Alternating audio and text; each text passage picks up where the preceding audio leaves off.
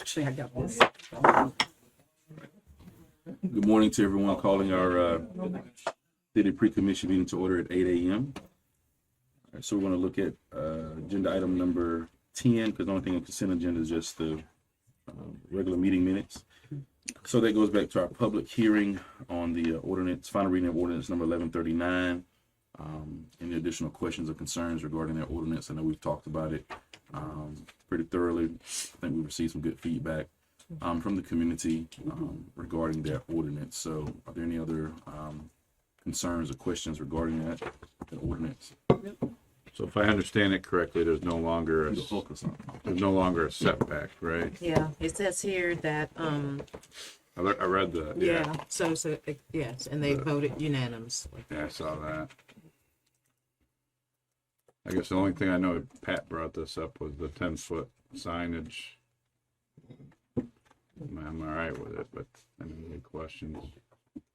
I haven't got any feedback from anybody. I don't know if Me anybody else neither. has, so. You neither? 10-foot signage, but do we tell them how far off the ground it has to start? Well, how far back? Back, you Oh. still have all the line of sight stuff with the Okay. like the setback. Okay. Yeah. And what if they don't have, I can't imagine, what would they do up there by off the wall?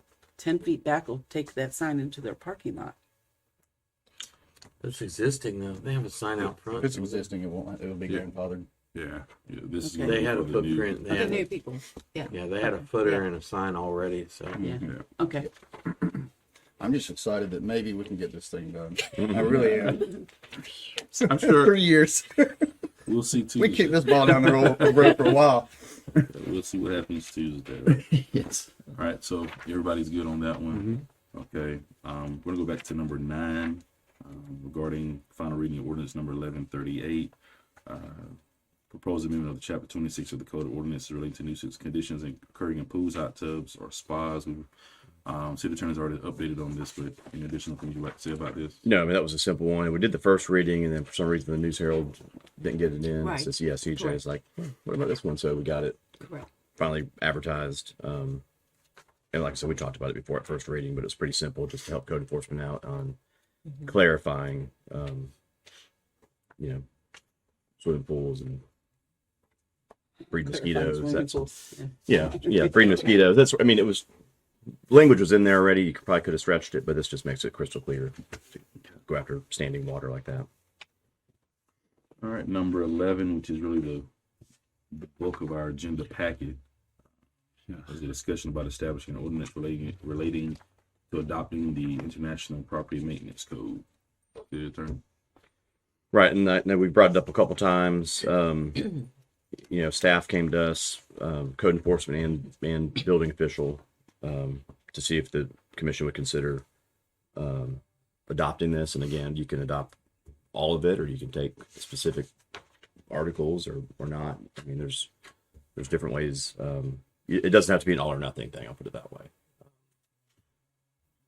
Is that typically what you see in other municipalities? What you'll do, you'll adopt an ordinance, and then you can always kind of tweak a little bit in the body of the ordinance as far as what you include or don't include.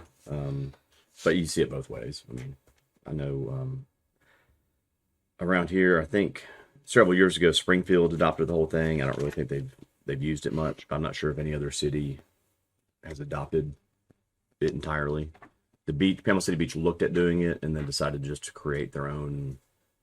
They kind of called it a no ugly buildings ordinance, and just took more of the beautification stuff out of here and did their own ordinance instead of adopting this entire code. But I mean, like I said, really this kind of came from code and from building department. Are they here this morning? or- Yeah, well, Ricky's here. Any other comments on This is just brought to us by code enforcement, and the building inspector is a big advocate as well for having it as a tool in a toolbox. It's not something they want to progressively just go out and pursue in sight, but if they need it, it's available to them when you have that problem property. I haven't read it, so I'll be right. It's not on here anymore. Well, So I I'll read it read over it. the weekend. I read it, and I've read part of it before too, with some of the things I used to do when I worked at Air Force Civil Engineer Center, and it seems pretty standard. A lot of it is real basic, some of these sections. I mean, it's sort of more of a fundamental question. Do you want to have, adopt a code that kind of gives your staff more teeth to look at, the insides of buildings, not necessarily just the facade and the outside. Does it give them permission to go on somebody's private Well, property? just Behind no more than no more than the law doesn't allow that, but it's just Right. when I'm sure if there's complaints, and I mean there's ways to get into property. I mean, you can always get warrants and things like that if something's that bad, it's such a big safety issue. But it puts it out there where they know on the front end if you're building something or turning something into a rental property or whatever, what you can and can't do, inside the property. But like the chief said, I don't think it's going to be a thing where, so you invite somebody to dinner and they see that your living room is too small and they call you on it. They're not going to come in and do, what I'm saying? Yeah. It's not going to be used as a tool like that. It doesn't trump our laws, Right. as Americans. Correct. So, But, you see people that buy a house and then they divide it up and turn it into, a 4-bedroom apartment when really it's a single family home. And then you can use this right. to tell them what they can. And the can't only do. way you could ever use it is if for some reason you were in the house. I mean, Well- it's not like Well, they come and get a permit to remodel, things like that. You can say, okay, here's what you can and can't do. Well, that and new buildings probably have to abide by all those Right. codes. But usually the people who do 4 bedrooms out of a living room don't go to permit. Yeah. They're in there doing it at midnight. Could it apply any? You're right, and that could be a thing where then they start renting it out, and somebody complain. If there is a safety issue, somebody complains. I mean, I don't see anybody complaining about the size of a room, but you never know. I mean, they could complain about other things, and then you could use that information. You can get these investigative warrants, through code enforcement. So if there is a bad issue, I mean, we'll have that toolbox available. Could it apply to Airbnbs? Yeah, I mean, It's just- yes, it would apply to that bill. It won't do But when they come to anything get a fundamentally to allow or disallow Airbnbs, but Right, it would but- allow to those particular, it would apply to those properties just like any other property. I'm just trying to find a workaround to governing some of those things. Like Commissioner Ward says, the state kind of overrides us, but if we can do these workarounds to try to make sure that we have some sort of control, it may be an avenue to do that. Yeah. They've drug another trailer up into the one down on 10th Street. Did they? And that's if you even classify themselves as a B&B, because probably most of them don't even get themselves licensed. That guy he's talking about though on 10th Street, he's licensed. He advertises. He tells you his prices and everything. He has a website. That's good. Yeah, except he keeps bringing in more trailers. They don't have all that run. Oh, really? Yes. Yeah, there's a new one sitting on the gravel that he's about to close in. So these are tools that we could utilize to combat that. Yeah, because it puts occupancy limits on there, and so like I said, if you have one of these that turns into like a party house, Right. then you're, the occupancy limit on this. Or so many Is people 20 per and so then- many square feet. Right. Period. So if it's a 2,000 square foot home, you can't have 10 kids shacked up in there. But that lot next to that guy, Ricky, that's empty. I bet he ends up buying that. He might have already bought it for all we know. He could be putting it over there too. He could have a whole community over there. Any additional questions or highlights from the city attorney for him or from him? So I mean, the thing to do, if you guys want to go forward with it, or all or part of it, I mean, we would just need to be directed to put an ordinance together and tell us what parts you want to adopt or not adopt, or just do it all. All right, so again, it's listed as discussion, so just encourage everyone to read over it, in detail this weekend. That way we can have a more thorough discussion on Tuesday. And if we're comfortable at that time, then we can vote and, give directives on how we want to move forward with it. If we feel like we need to have more discussion, we can have more discussion on it too. Well, Okay. if you do go forward, you'll have more discussion just with 2 ordinance readings. Vote on as it. well. So, all right, thank you. Number 12, discussion of possible approval to extend the development order for North Bay Havens Marine Science Administrative Building. Assuming it's just supply chain issues and cost of materials. It'd be everybody's problem. Pretty much. Any other questions, concerns with that one? And number 13, discussion of possible approval to With the RFP for the sports athletic apparel and accessories 2-year contract. So we've had this before, but of course after Hurricane Michael, we suspended many of those contracts. We didn't have kids, first of all. And then even when we had the kids, it was still up under that $35,000 mark. But as our sports activities are growing, we have to find a vendor who can supply us with all of the uniforms, and we know that it's going to be over that amount. So one of the things is that Omega was the only one that answered to this proposal. They But they were the prior vendor also. They were the prior vendor before, and we had no problems with them. And even when we were not over that, we were buying some uniforms from them. But Yeah, I think we had it was 2017, did a 3-year contract. 17, 18, yeah. And it had a 2-year renewal. I don't know if they ever did it or not, but I mean, they technically, if they did, they would still be under contract through the Yeah. end of this year. And so this one's set up as a 2-year contract. And I think it's 2 2-year renewals, not one It 2-year is. renewal. It So is. it could go to 6 years. Do we do any local business? They're They're local. local. They're local. Omega Sports. They're on Jinx. Play against sports. I mean, local, Lynn Haven. No, Mike Walker. Probably the only one that could do it, yeah, off the wall. Off the wall would be the only one who can. I don't know if They, they could. they, handle we it. only got didn't one do- response. So We only got one response. Where did we advertise it? Garment Gear's another Everywhere. one. Well, like One we were doing, downtown. and we let them know that it's going out to bid. Oh, okay. Yeah. So they had the opportunity. Yes, we're really kind of disappointed in the fact More that competitive bid. They didn't get in there and bid. Huh. They complained to me that we don't give them anything, so. Oh, Yeah. I'll call and ask her why they didn't bid who is this? off the wall. Oh, I don't Fund know. up. I'm gonna call them. Yeah. Yeah, and we use them for stuff. Sure. Yeah. Quick, Um, fast. Do They they got people. supply uniforms though? Oh, This yeah. massive Yeah. amount? Oh man, they Yeah. got a huge printing operation down there. Yep. They could do a massive amount. Okay. I know.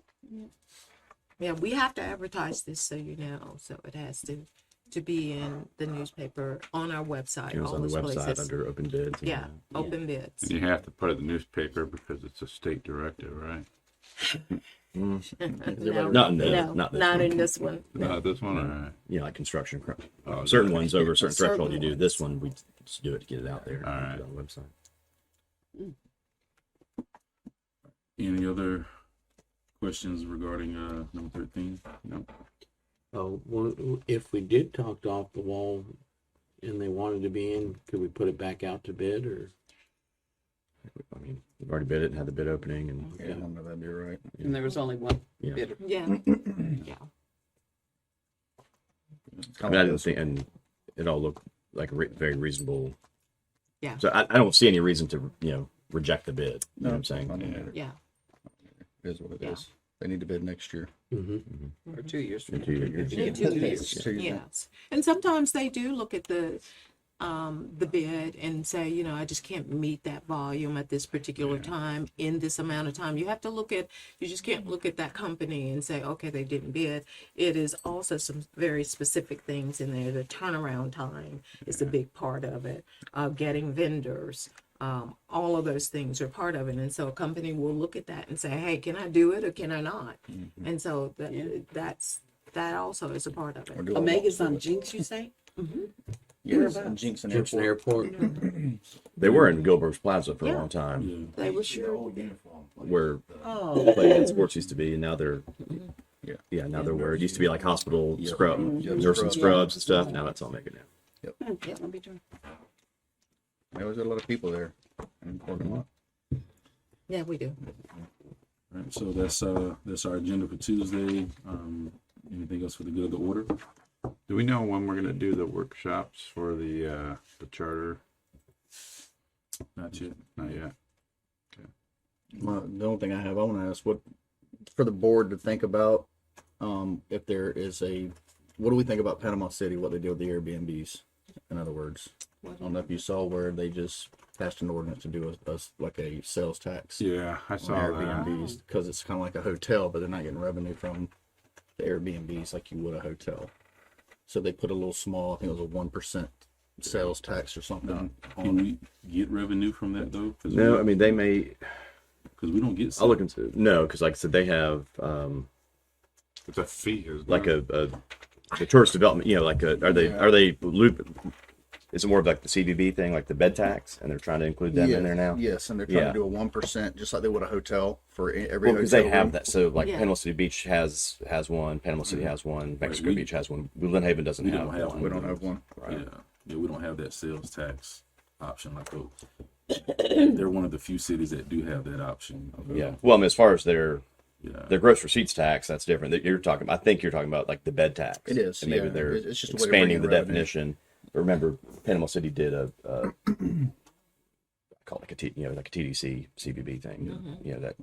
That Are we not able to do something like that if we wanted to? You can. We We just have didn't more have. We Airbnbs only than had like hotels. we only had like one or two hotels, or one Yeah. hotel, We so are- it never made sense. We are discussing becoming a part of the TDC, so we are discussing because the one hotel we do have, Wingate, He wants to be a part of He that. wants to be a part of that. So that is something that we are discussing, which could possibly make it an option at that point.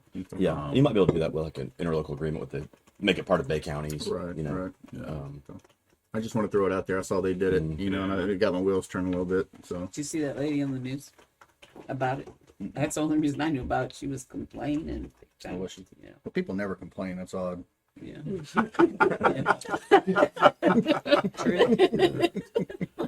Honestly. But that's something we'll look at.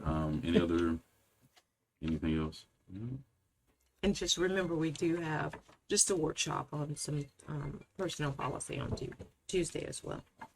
I said a workshop 4:30, and that'll be having an update from HR and some of the updates they made to the personnel policy. Just keep in mind our job is not necessarily to get into the nitty gritty of what the personnel policy says or doesn't say. I mean, we approve it and they bring it to us for the approval, but just trusting that they put in there what's going to be the best for the operations of the city within the laws and regs that we need to follow. So Have we gone through the whole personnel handbook or whatever? It'll be in stages, Commissioner. Mm-hmm. Is it still 87 pages long? It's over that. At least. It's over that. It's It's growing. close to 200 pages. That was nothing more than a copy of the co-op personnel handbook. got it. All right, so we'll get that update. When might be through? So we'll have that update on Tuesday at 4:30. All right, anything else? And what'd you say was at noon on Tuesday? No, 4:30. Oh, okay. Oh, sorry. I thought you said noon. Oh, 4:30. Okay. I'll be there. You'll be there by Be yourself. there. Be there. Yeah. That's it. I'll just I know hang they're gonna out, show up anytime now. have lunch delivered. Yeah. And then remember, on November 15th, we have the Yeah. strategic. All right. Thank you all. Meeting adjourned.